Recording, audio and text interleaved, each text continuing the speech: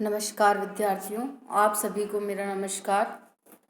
हम पूर्व की क्लास में भारतीय संस्कृति के मूल तत्व इस किताब के अंतर्गत अपन ने जो है आश्रम व्यवस्था के बारे में पढ़ा था। आश्रम व्यवस्था में कुल 4 आश्रम मैंने पूर्व में बताए, जिनमें क्रमशः ब्रह्मचर्य आश्रम, गृहस्थाश्रम, वानप्रस्थाश्रम और संन्यास आश्रम। इनमें 2 आश्रम अपन ने पढ़ लिए, जिसमें पहला था ब्रह्मचर्य आश्रम और दूसरा था गृहस्थ आश्रम। एक बार वापस अपन गृहस्थ आश्रम के बारे में संक्षेप में पढ़ लेते हैं। गृहस्थ आश्रम सबसे महत्वपूर्ण आश्रम होने के कारण इसे ज्येष्ठतम आश्रम कहा गया है और ब्रह्मचर्य को समाप्त करके गृहस्थ आश्रम में प्रवेश लेना चाहिए। याज्ञवल्क्य की स्मृति में भी ऐसा कहा गया कि ब्रह्मचर्यम परिसमाप्य गृही भवेत्। विवाह के उपरांत संतानोत्पत्ति करके वंश परंपरा के चलाने तथा भौतिक विषयों के उपभोग करने के लिए आश्रम आवश्यक है। विशुद्ध प्रेम की भावना, स्वार्थ त्याग, परोपकार की भावना तथा सहानुभूति आदि का गृहस्थ आश्रम में इसका पाठ मिलता है। वस्तुतः जो गृहस्थ आश्रम है एक छोटे राज्य की तरह है। यह यहाँ पर सदाचरण और सहानुभूतिपूर्ण व्यवहार पर यह टिका है।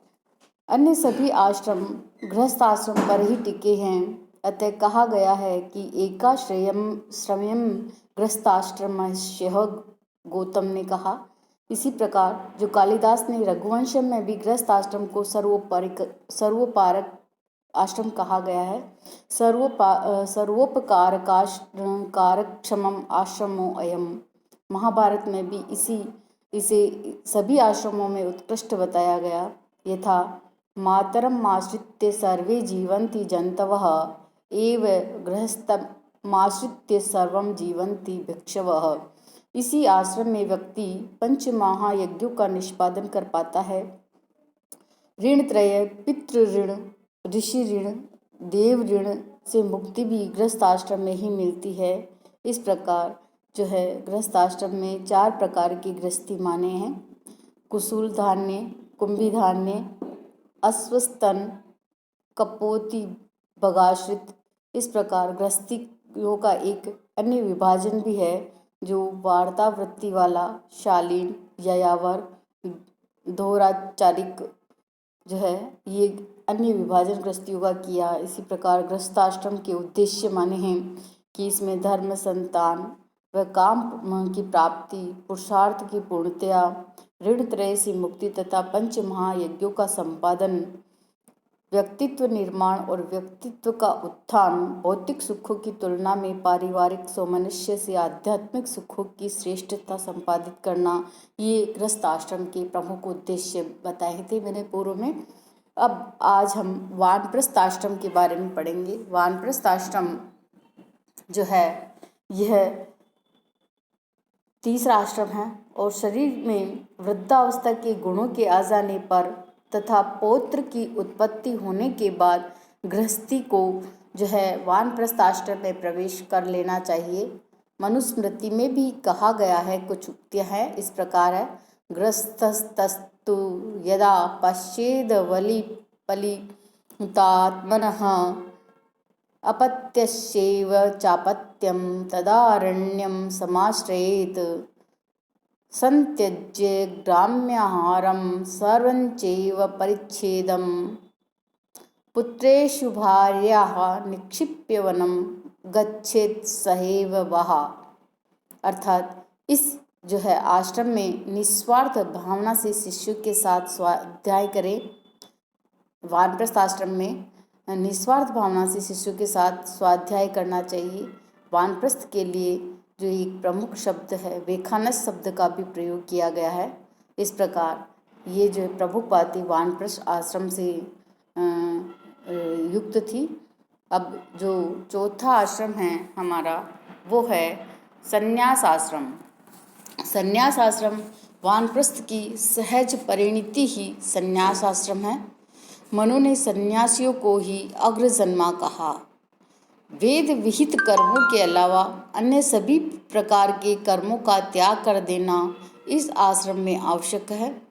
सन्यासी व्यक्ति जो है यह इस सन्यासी की त्रिदंडिका है, वाणी, शरीर और मन, ये 3 दंडियाँ कही गई है।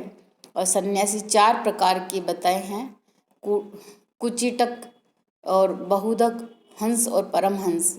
कुचिटक जो सन्यासी होते हैं ये पुत्रों के घर के पास बनी हुई कुटिया में रहने वाले होते हैं। और जो दूसरा नंबर के जो सन्यासी हैं वे बहुधक हैं, गेरुआ वस्त्र, त्रिदंड और कमंडल धारण करके 7 श्रेष्ठ ब्राह्मणों के घर से भिक्षा मांगने वाला बहुधक जो सन्यासी कहलाता है।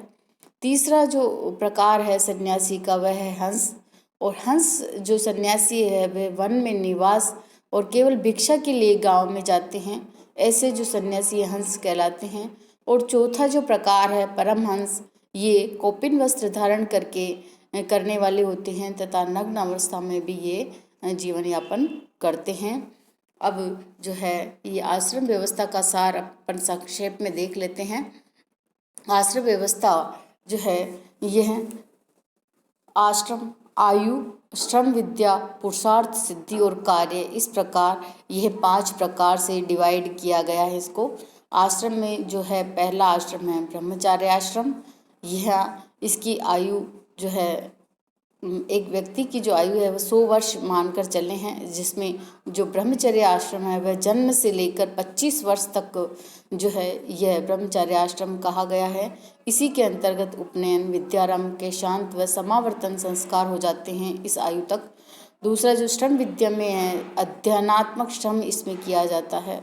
पुरुषार्थ सिद्धि के लिए जो है इसमें धर्म होता है और कार्य इसमें किया जाता है। इंद्रिय संयमन पूर्व विद्या ग्रहण करना ही इसका प्रमुख कार्य है। दूसरा नंबर का जो आश्रम है वह गृहस्थ आश्रम कहा गया है, इसे ज्येष्ठ आश्रम भी कहा गया है। 25 से 50 वर्ष की जो आयु है यह मनुष्य की यह गृहस्थ आश्रम के लिए ही है। और इसमें जो है प्रमुख संस्कार विवाह संस्कार इसमें जो है संपन्न होता है। और श्रम विद्या के अंतर्गत क्रियात्मक या रचनात्मक श्रम किया जाता है। पुरुषार्थ में इसमें धर्म, अर्थ और काम तीनों की पुरुषार्थ सिद्धि होती है। और कार्य जो है इंद्रिय सुख ग्रहण पूर्वक अर्थोपार्जन वह दान का विधान है। तीसरा जो आश्रम है वानप्रस्थ आश्रम, ये 50 से 75 वर्ष की अवस्था व्यक्ति की हो जाती है तब वानप्रस्थ आश्रम में प्रवेश किया जाता है। इसका जो श्रम विद्या है वह तपस्यात्मक श्रम है। पुरुषार्थ सिद्धि इसमें केवल धर्म और मोक्ष ही मिलता है। और अत्यल्प आवश्यक वस्तुओं का सेवन, वर्षा, आतप, हिम सहते हुए वन में निवास करना इसका कार्य है। चौथा जो लास्ट आश्रम है वह संन्यास आश्रम बताया गया है। यह 75 से 100 वर्ष की अवस्था मानी गई मनुष्य की। ये लास्ट की जो स्टेज होती है वह संन्यास आश्रम कही गई।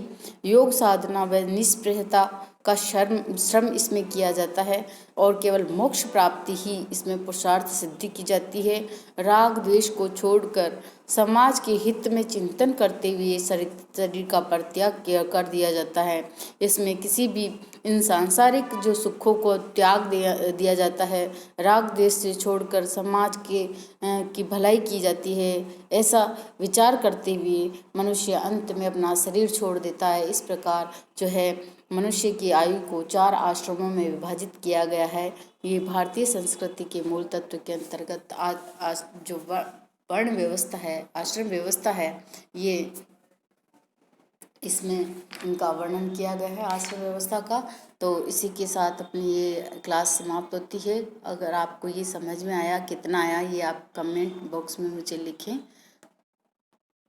धन्यवाद।